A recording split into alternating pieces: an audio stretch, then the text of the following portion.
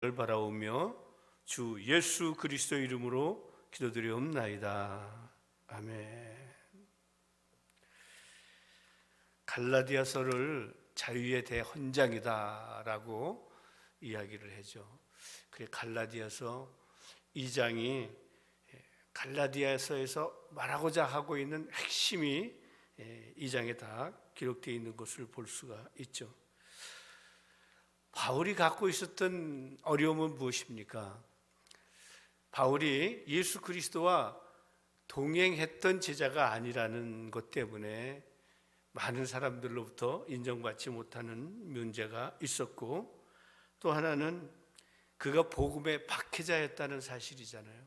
예수 믿는 사람을 잡아다가 공에 넘기는 그런 일을 했던 사람이었기 때문에 늘 바울에 대해서는 부정적인 면들이 늘 앞서 있었기 때문에 늘 교회에서 그가 설파하는 복음에 대해서 늘 부정적인 문제를 갖고 있었던 것을 볼 수가 있습니다.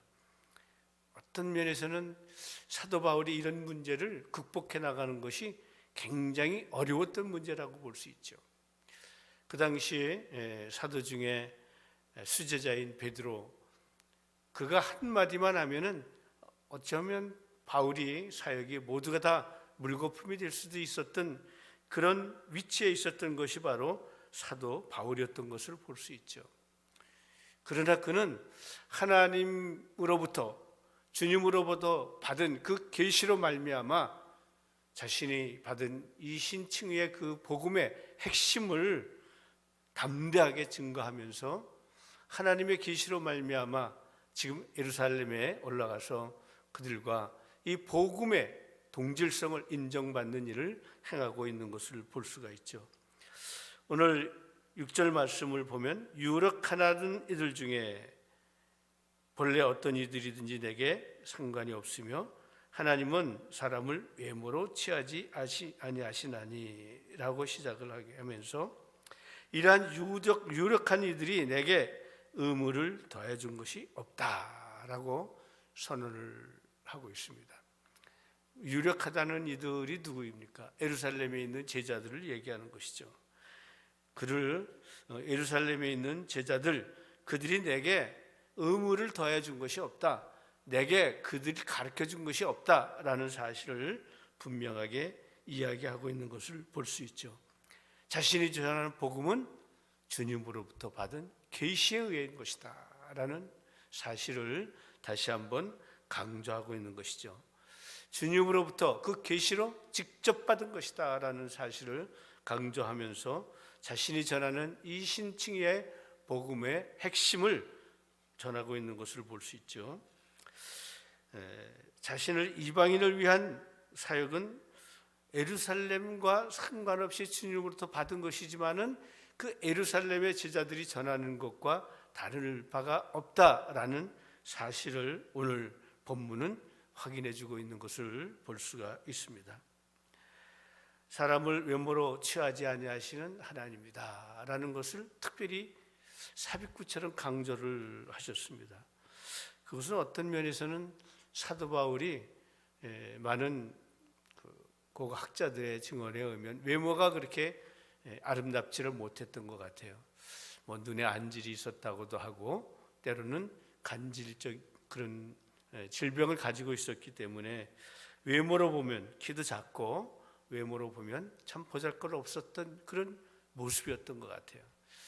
그래서 늘 그는 자신의 이런 문제를 이야기하고 있는 것이죠. 하나님은 결코 외모로 사람을 취하시는 분이 아니시다 그랬습니다. 그렇잖아요. 우리 주님은 사람의 중심을 보시는 하나님. 사도 바울을 중심을 보시고 그를 이방인의 사도로 쓰시기 위해서 불러주신 그 하나님이라는 사실을 다시 한번 그는 이 말을 통해서 강조를 하고 있는 것을 볼 수가 있습니다. 볼품없는 모습이라고 해서 사람은 그 사람을 외모로 보고 버리시는 분이 아니고 중심을 보시고 주님이 쓰시고자 하는 일을 불러 쓰시는 분이 하나님이다 라는 것을 우리는 다시 한번 생각해 보게 됩니다. 오늘 특별히 오늘 이 본문에서 강조하고 있는 것은 예루살렘의 제자들이 전하는 그 복음과 자신이 이방인에게 전하는 복음의 동질성을 위해서 지금 예루살렘에 올라가서 이야기를 하고 있는 것이죠. 그리고 복음의 동질성에 대해서 이야기를 합니다. 복음은 이와 같이 예루살렘에 있는 제자들이 전하는 것이나 바울 자신이 전하는 것이나 다를 바가 없죠. 똑같은 동질성을 가지고 있지만, 그러나 제자들은 유대인을 향해서 복음을 증거하고 자신은 이방인을 위해서 주님이 자신을 부르셨다는 차별성을 또한 강조하고 있는 것을 볼 수가 있습니다. 7절부터 8절까지는 바로 그러한 말씀을 증거하고 있죠. 바울 자신은 무할례자들, 이방인들에게, 할례받지 않은 자들에게 복음을 전하기 위해서, 베드로를 또 대표하는 그 예루살렘은 할례자들에게 복음을 전하게 하기 위해서 주님이 쓰시고 있다는 것을 볼 수 있죠. 복음 전하는 내용은 똑같지만 그 직무에 있어서는 차별성을 가지고 있었던 것을 말해주고 있습니다. 주님께서 베드로와 제자들에게 역사하사 할례자들을 위한 사도로 삼으신 것 같이 주님께서 내게도 역사하사 무할례자들에게 사도로 삼으셨다라고 강조를 하고 있는 것을 볼 수가 있죠. 도리어 그들은 내게 무할례자들에게 복음을 전함을 맡은 것이 베드로가 할례자에게 맡음과 같은 것을 보았고, 8절에서는 베드로에게 역사하사 그를 할례자의 사도로 삼으시니가 또한 내게 역사하사 나를 이방인의 사도로 삼으셨느니라. 참 담대하게 예루살렘의 사도들과 복음의 내용은 같다는 것을 얘기하며 주님이 맡겨주신 직무가 서로 다르다라는 이야기를 하고 있는 것이죠.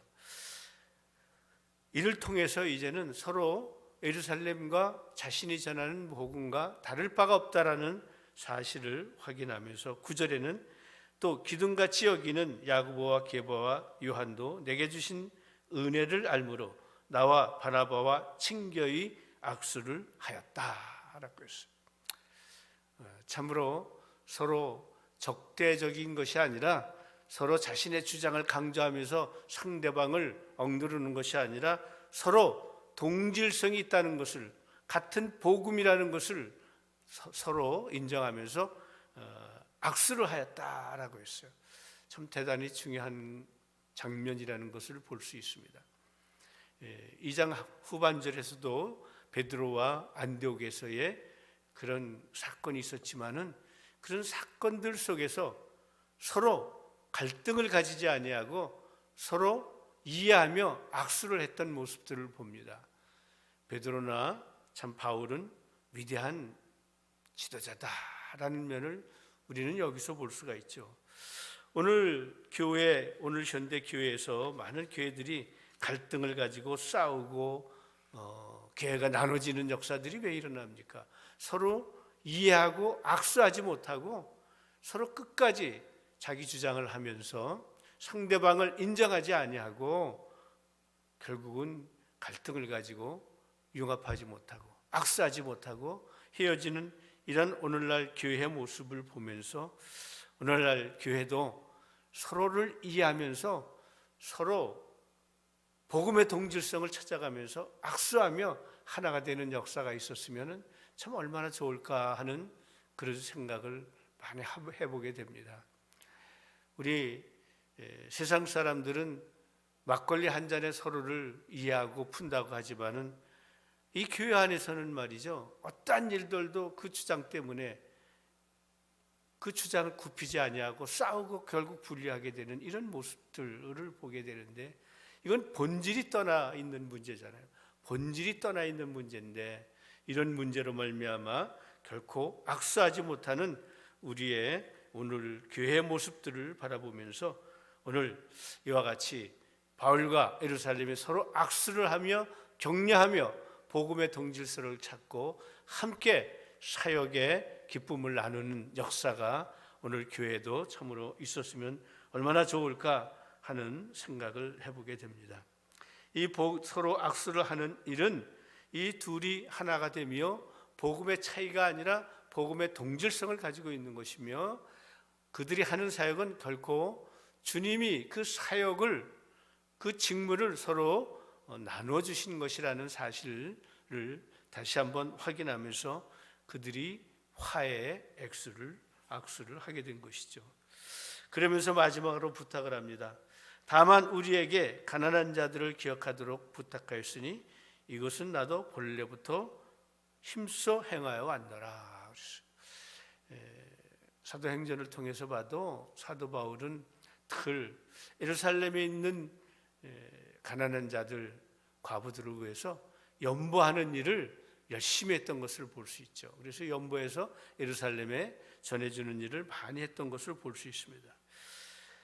이 교회의 주된 직무는, 주된 업무는 복음을 전하는 일이지만 그 복음 전하는 일 안에 있는 부차적인 문제에서는 이 구제하는 일, 또 돌보는 일도 매우 중요하다라는 사실을 다시 한번 생각합니다. 그것이 주가 될 수는 없지만, 부차적인 것이지만, 그러나 복음 사역에선 자연히 따라다니는 중요한 부차적인 문제다라는 것을 생각해 보며 오늘날 우리 교회도 구제에 힘쓰는 그런 일을 하고 있는 것을 볼 수가 있습니다.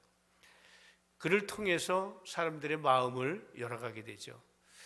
네팔이 참 기독교 복음이 전해지는 것이 굉장히 어려움이 많이 있습니다. 그 신두주의, 모든 것이 신이잖아요, 그들은. 그래서 예수도 그냥 신 중에 한 신으로만 생각할 뿐이지, 그들은 그렇게 중요하게 생각을 안 하고, 국가나 모든 사회가 기독교를 사회의 악으로 생각을 하는 것이 이 신두주의자들입니다. 복음 전하기가 무척 어려웠죠. 그런데 이 2015년에 지진이 났잖아요. 그 지진을 통해서 정말 많은 사람들이 죽었고, 많은 사람들이 집을 잃고 어려움을 갖게 됐을 때 교회들이, 기독교가 참 그들을 끝까지 돌봤습니다. 국가나 이런 데는 일회성으로 끝났지만은 기독교는 끝까지 몇 년을 두고 그들이 살아갈 수 있도록 돕고 격려하고 하는 일들을 통해서 오늘 네팔의 기독교가 굳건하게 자리를 잡을 수 있는 계기가 됐던 것을 볼 수 있습니다. 돕는 일, 그들을 구제하는 일 속에 복음을 전하는 일, 매우 중요한 것이죠. 그래서 복음을 전하는 중요한 수단이 또한 이 구제하는 일이고 어려운 사람들을 돌보는 일이었다는 것을 우리가 볼 수가 있습니다. 참 제가 시각장애 사역을 또 이렇게 하면서 또 많은 것들을 생각을 해봅니다. 늘 시각장애인들 사역을 하다 보니까 시각장애인 사역을 하는 사람들은 넓은 사역을 보질 못해요. 그래서 어떤 시각장애인들만을 위한 일이다라는 어떤 이런 그 율법적인 사고에 있다 보니까 가끔 저는 말이죠, 그 시각장애인 사역자가 같이 하잖아요. 그래서 거기서 오는 그런 어떤 서로 충돌도 많이 있어요. 나는 보편적인 누구에게나 똑같은 복음을 전하는 일들을 강조하지만 그들은 너무 구제에 치중하다 보니까 시각 장애인들만 이런 그 사고를 가지고 있어서 가끔씩 이런 그 갈등을 갖게 되는데, 우리 복음은 보편적인 것이잖아요. 누구에게나, 장애인이든 정상인이든 누구에게나 똑같이 복음은 동일한 것이며 그들에게 대한 구제는 다를 수가 있는 것이죠. 그런 차별성은 있지만 복음의 핵심은 누구에게나 똑같은 것이죠. 장애인에게만이 아니고 정상인에게만 아니고 똑같은 것이다 라는 사실을 참 생각해 보게 됩니다. 오늘 갈라디아서 후반절 10절 이후에 11절부터 마지막 절까지 펼쳐지는 것은 갈라디아서의 핵심이라고 볼 수 있죠. 사도 바울의 핵심적인 이야기가 이곳에 나오게 됩니다. 그 이후에 예루살렘을 떠나서 이제 각자 사역을 하는 중에 안디옥에서 있었던 사건이 있습니다. 그 사건이 지금 후반절에 기록이 되고 있는데, 참 안디옥의 그 무할레들이 많은 이방인들이 와서 예수를 믿고 이방인 지역에서 가장 큰 교회였잖아요. 그곳에서 이제 어떤 만찬을 하게 됐을 때에 예루살렘에서 야고보가 전하는 사람이 오게 되었다라고 했을 때에 베드로도 말을 그 만찬에서 이방인들과 함께 만찬을 하다가 자리를 물러서는 사건이 일어났잖아요. 그 사건으로 말미암아 유대인들이 다 먹다 말고 이방인들과 먹다 말고 자리를 일어나다 보니까 자기와 동역을 했던 바나바까지도 그런 일들이 일어나게 됐을 때 바나바는 담대하게 게바에게 질책을 하죠. 내가 유대인으로 이방인처럼 살면서 이방인을 어떻게 유대인답게 살려고 하느냐라면서 질책을 하게 되면서 오늘 16절에 있는 말씀, 아주 핵심적인 말씀을 하게 됩니다. 사람이 의롭게 되는 것은 율법의 행위로 말미암음 아니요 오직 예수 그리스도를 믿음으로 말미암는 줄 알므로 우리도 그리스도 예수를 믿나니 이는 우리가 율법의 행위로서가 아니라 그리스도를 믿음으로써 의롭다 함을 얻으려 함이라. 율법의 행위로서는 의롭다 함을 얻을 육체가 없느니라. 16절에 어떻게 보면 이 16절이 갈라디아서 전체를 꿰고 있는 핵심 구절이라고 볼 수 있죠. 참으로 귀중한 말씀을 선포를 하면서 결국 우리가 그 율법을 따르면서 율법으로 말미암아 의롭다함을 얻는다라고 한다면 예수 그리스도가 십자가의 죽으심도 헛된 것이다 라면서 강조를 하고 있는 것을 볼 수 있습니다. 그러면서 참 믿음으로 말미암아 의에 이른다는 사실을 강조함으로 오늘 이 갈라디아서를 자유의 대헌장이다 이렇게 얘기하는 것이죠. 믿음으로 말미암아 죄로부터 자유함을 얻게 되는 구속의 은혜를 얻게 되는 것이기 때문에 자유의 대헌장이다라는 일명을 붙이게 된 것을 볼 수가 있습니다. 오늘 본문을 참 마치면서 우리는 복음의 본질은 하나님으로부터 주어진 것이죠. 주님으로부터 주어진 것입니다. 사람으로부터 주어지는 것이 아니다라는 것을 우리가 볼 수 있습니다. 그러므로 복음의 본질은 누구에게 주님으로부터 받았기 때문에 누가 전하든 다 똑같다라는 사실이죠. 복음을 전하는 과정 속에 다른 점은 있다 할지라도 개인차가 있기 때문에 조금씩 차이가 있다 할지라도 그 방식은 달라도 복음의 본질은 똑같다라는 사실을 우리가 알아야 되는 것이죠. 왜냐하면 우리가 복음의 핵심은 오직 말씀으로부터 시작이 돼요. 성경으로부터 출발이 돼야 되고 오직 말씀으로만 내가 전하는 복음이 정말로 전하는 복음인가를 확인해야 되는 것이죠. 말씀을 떠나면 그것은 복음이 아닌 것이죠. 말씀으로 성경으로 확인이 돼야 되는 것이죠. 또 우리가 복음을 전하는 과정에서 때로는 그 보조적인 선행과 구제하는 일, 그 구제하는 일이 복음을 우선해서는 아니 되지만 그 복음을 전하는 일에 중요한 수단이 된다라는 것을 생각하면서 우리 교회는 복음과 더불어서 구제하는 일, 선행을 행하는 일에도 우리가 앞장서야 된다라는 것을 오늘 본문을 통해서 우리가 다시 한번 은혜를 나눕니다.